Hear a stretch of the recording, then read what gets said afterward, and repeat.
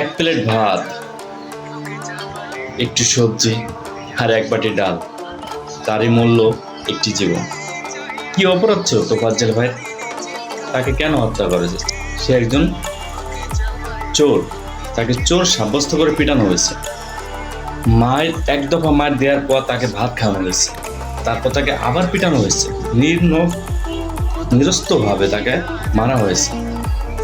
তার বাবা নাই, সে মানসিকভাবে অসুস্থ, মানলাম সে চোর, সে চুরি করেছে, তার মেধা নাই, তার বুদ্ধিমত্তা কাজ করে নাই। কিন্তু তোমরা কি? তোমরা তো স্টুডেন্ট, তোমরা ঢাকা বিশ্ববিদ্যালয়ের স্টুডেন্ট, তোমাদের তো মেধা আছে, তাহলে তোমরা কি করবে? কি মানুষের জীবন নিয়ে নিলে? এটাই সমাজ, এটাই স্বাধীন সমাজ, এটাই স্বাধীন দেশ। বাংলাদেশ কি এতই উন্নত হয়েছে যে একজন চোরকে তার মূল্য পরিশোধ করতে